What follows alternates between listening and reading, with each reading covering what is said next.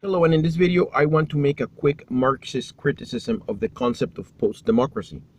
And just to clarify my terms, the term post-democracy was used by Warwick University political scientist Colin Crouch in 2000 in his book, Coping with Post-Democracy. It designates states that operate by democratic systems, elections are held, governments fall, and there is freedom of speech, but whose application is progressively limited. That is, a small elite co-opts democratic institutions to give itself decision-making authority.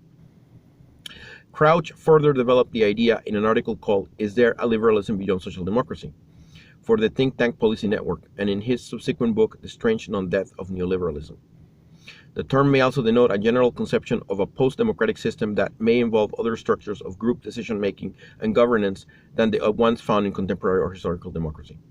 So, okay, the problem with this is, from a Marxist perspective, okay, Colin Crouch argues that, in 2000, that the West is beginning to drift towards post-democracy. I believe that already happened now.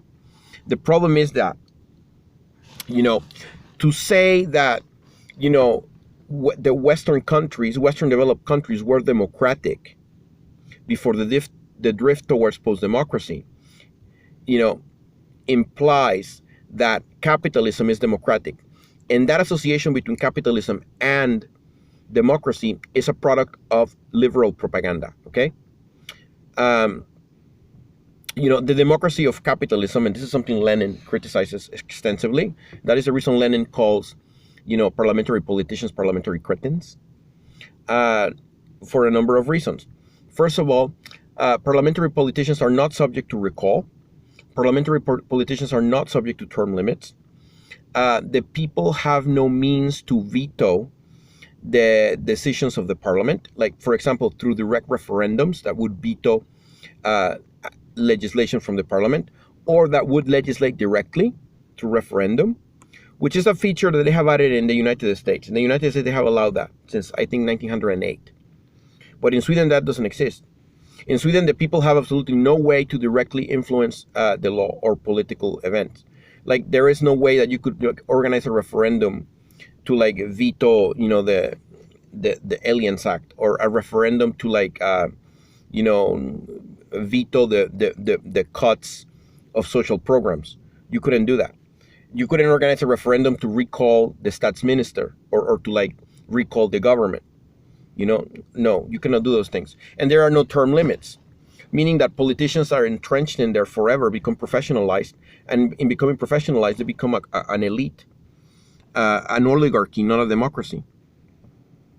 So, all those features existed before the marked drift towards what Colin Crouch calls post-democracy, which is actually the erosion of civil liberties and civil rights, and the increase of the power of the police, one of the features of it.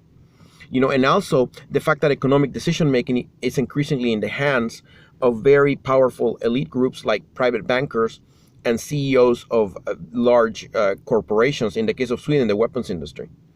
So a special interest, the influence and impact of a special interest group lobbying upon the legislative process, which in the United States is overt and open. In Congress, the congressmen boast how they get money, campaign funds from different special interests. It's allowed. And in Sweden, they do it too, but they do it in a quiet way behind the scenes because they don't want to scandalize the public.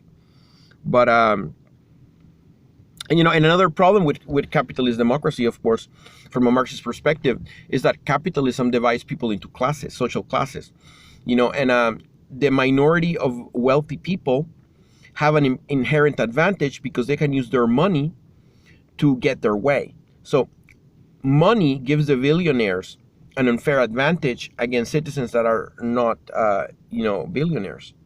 And there's only a few billionaires. So inevitably that creates an economic oligarchy that exerts influence upon the democratic polity that is, more than their numbers would allow. So,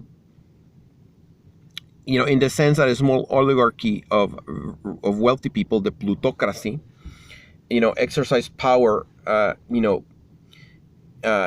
beyond their numbers, then that right there means that the democratic content is severely compromised. because you have an economic oligarchy influencing the polity. The same way that you have an oligarchy of professional politicians who are not held accountable, influencing the polity.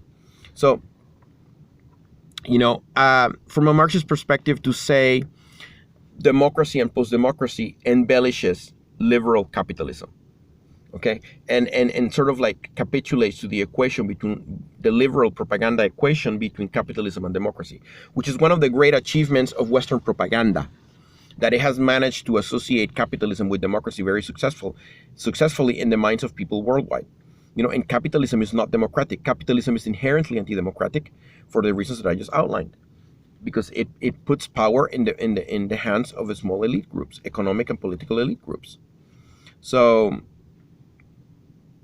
yeah, I just wanted to throw in, because I made a couple of videos discussing the post-democratic degeneration of Sweden and France, but I thought that I would throw in the critique, the Marxist critique of the concept of post-democracy. And just to recap, basically, that capitalism was never democratic in the first place. So to talk about post-democracy gives credibility to the idea that capitalism equals democracy, which is debatable and highly dubious. So I leave it at that. Okay, thanks. Bye.